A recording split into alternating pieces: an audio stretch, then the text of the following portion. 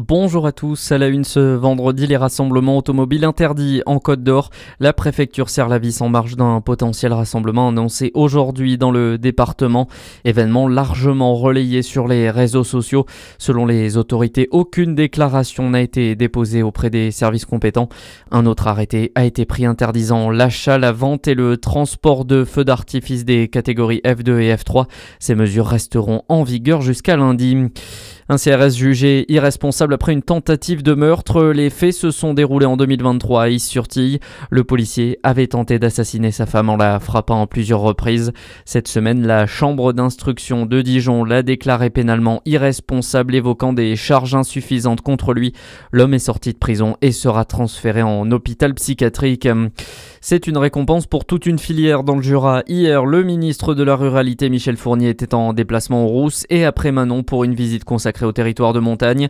Une visite marquée par le lancement officiel de l'indication géographique tournerie et tabletterie du massif du Jura. Explication avec Zachary Bro. Cette indication géographique est tout simplement un label qui va permettre de protéger et mettre en valeur le savoir-faire des artisans qui en bénéficieront, à savoir une garantie face à la concurrence déloyale et les contrefaçons, mais aussi un développement de la notoriété des entreprises. Cette indication géographique, qui est la 25e en France, garantira également aux consommateurs une certaine qualité et un produit authentique. Les objets concernés sont notamment les pièces de jeu, les coffrets, le petit mobilier et les décorations en hêtre, buis ou épicéa.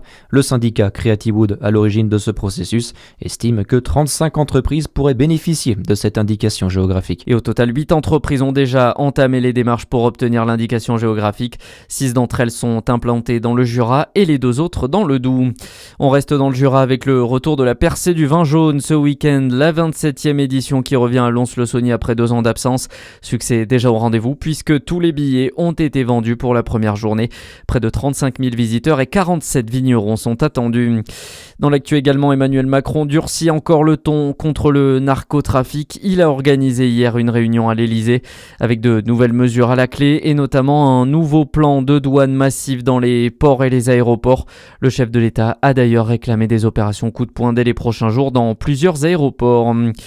Vers la fin de plusieurs mois de discussions très tendues sur le budget, le projet de loi de finances revient aujourd'hui devant l'Assemblée nationale après le vote d'une motion de rejet préalable par le Sénat hier. Sébastien Lecornu devrait donc activer le 49.3 pour adopter le texte définitivement.